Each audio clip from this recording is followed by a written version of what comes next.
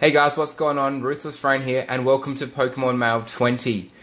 Big episode right here. We've got all sorts of packages that come through. I'm trying something different this time around. I'm actually going to be, I've opened the packages, and we're going to go through the cards together, and we're not going to focus on opening the mail and the packaging, but what we are going to do is talk about the cards and focus on them.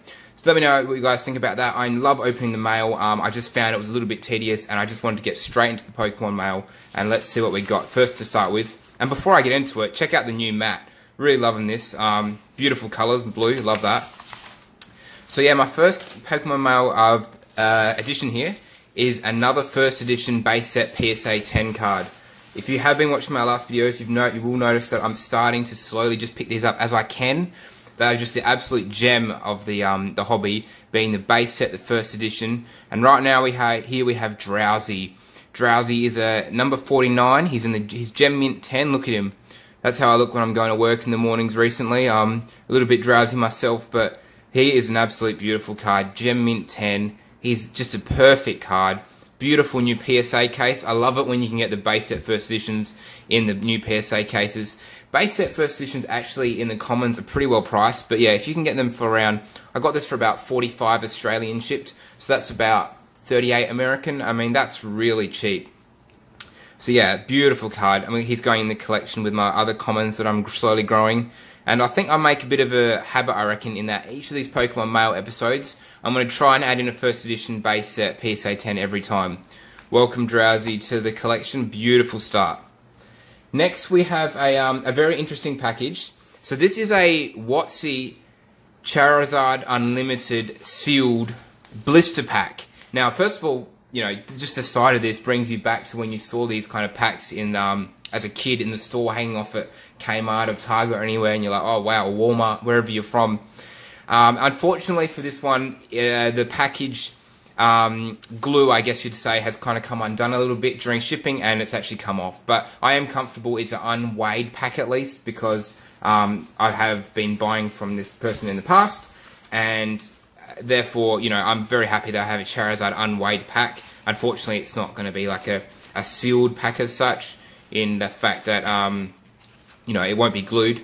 And then, you know, when you think about it, it's not that unreasonable considering, you know, when they made these packs, you know, they wouldn't have been thinking, oh, well, people in, you know, 18 years' time are going to be trying to make sure that glue's still together. You know, they just wouldn't have been thinking that far ahead. But regardless, look at this. Just, I mean, I'm going to hold it like here, but look at that. I mean, that is just, this is what the hobby's all about. Like, this kind of WotC era product. Just beautiful. You got Wizards of the Coast.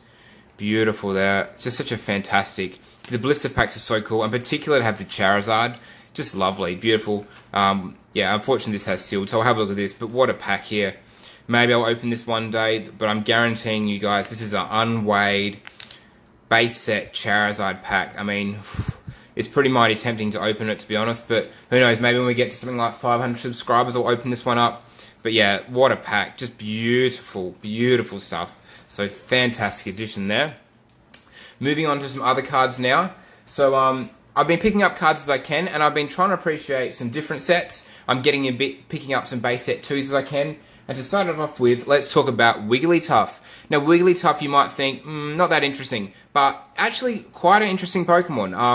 Not only is this is its appearance in base set 2, which is pretty cool, but this is actually the lowest population of a base set 2 card in PSA 10. In the entire world, in PSA 10, there is only 7 Wigglytuffs. A very rare card. And let's have a look at what we think about this card in particular. So we look at the front, and wow, the holo's beautiful. I am picking up a little bit of a vertical print line here, just a tiny bit in certain light. So that's just the way it is. That's probably why it's so hard to get a PSA 10. But what a gorgeous card nonetheless. I love the description of this one. The body is soft and rubbery. When angered, it will suck in air and inflate itself to an enormous size. There you go. Back's really nice. Looks pretty clean. So yeah, probably a 9 on that one, but I'll be sending this one off to grade. I'm kind of just picking up base set 2 cards, as you'll see in a sec, as I can. I know they're not the most, you know, desired set in the set, that you still got first edition Shadowless and Unlimited in front of it, but I mean, they're very low population, and they're still really cool cards. Not to mention you got some cards in there like Scyther and Wigglytuff that didn't even have a appearance in the Unlimited series as a holo. So they're quite unique in the sense. Very cool. And the other one I picked up today is a Chansey. This is actually quite a good card, so I'm not going to open this one out of the sleeve, but you can see from the front, on it, if I'm being really picky, because I'm trying to get my PSA 10 base set to complete set, whatever happens, I'm just going to submit a full set of base set 2, just because I think that'll look cool. But yeah, hopefully one day we'll end up with a full 10. I reckon that'd be very epic. And I honestly don't think that many people in the world would have a full set, because there's only 7 Wigglytuff, so I can't imagine like that many people would have a full set of base set 2 in the PSA 10. Focusing on Chansey, beautiful card. Really appreciating the artwork on this one. I found out the other day, just reading about some stats of Pokemon, Chansey was actually a really overpowered Pokemon in the base set. Chansey has 120 damage, and it can do Scrunch, so it's a very defensive Pokemon. Flip a coin, if you hit heads, it prevents all damage. So very interesting there. Just something I picked up the other day. Chansey is of course an egg Pokemon. In terms of the condition of this card, a little bit of whitening there and there, and probably just a tiny bit off-centered, but nothing too crazy. Probably a nice PSA 9. We'll see how that one goes. Those two look quite good together, actually, being the same colour. And next, what do we got? Now, this one's interesting. So I have to admit, this isn't something I picked up myself. I watched SM Pratt, otherwise known as Scott. He's really big in the Pokemon scene. He was talking about his Fossil Binder series, and I was just going through looking at his cards, and I was like, wow, Golem's a really cool card, and Golem should have been a holo.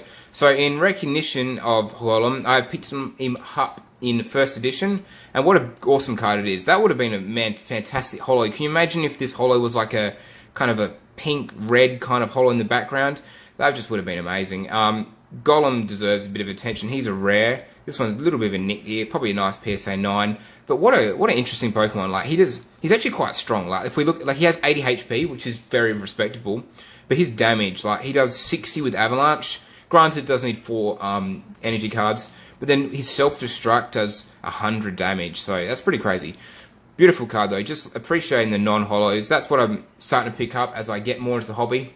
When I first came into the hobby, I was all like, what's the rarest expensive cards? Now I'm like, well, what do I appreciate? What holos do I like? And now as even going beyond that, I'm like, well, what non-holos are there? What cool cards are there? What cards have interesting stats? Just appreciating different things, and Golem falls into that category. What a cool card.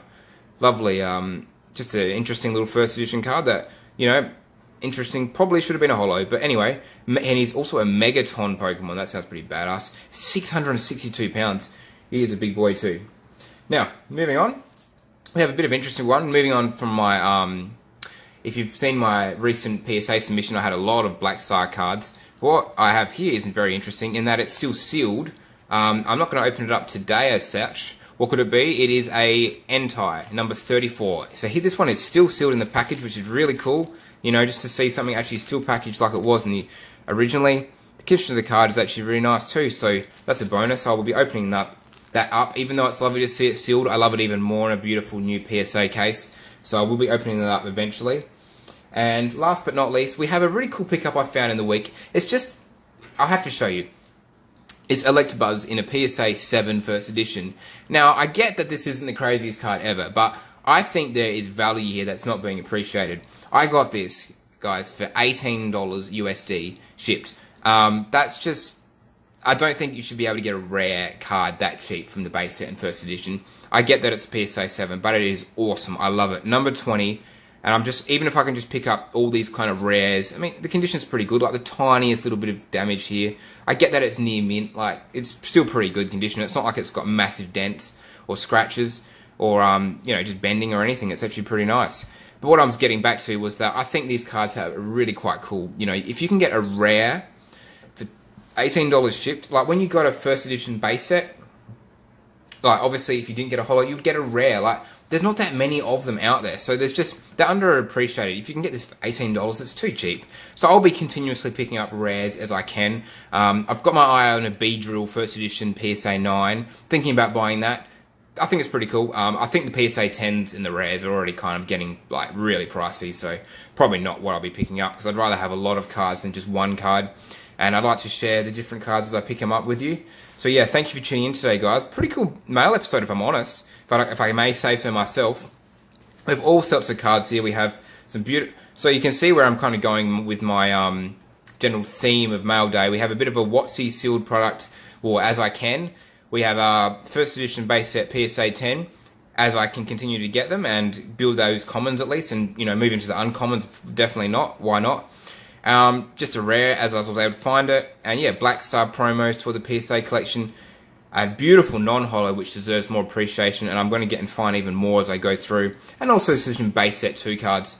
What can I say? I mean, I'm working towards that next PSA submission. I'm loving getting these mails, you know, just in sharing this with you guys. I really enjoy the YouTube and also the Instagram. If you have Instagram, check me out. I really appreciate that. And if you do have a YouTube account, subscribe. Check me out for my videos. Really appreciate it.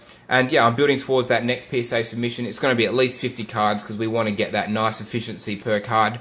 And yeah, working towards it. Loving everything that's going on, guys. Check out, let me know what you think of the video today. I'll definitely have another cool mail day video coming up shortly. And take it easy. Catch you all next time. Cheers.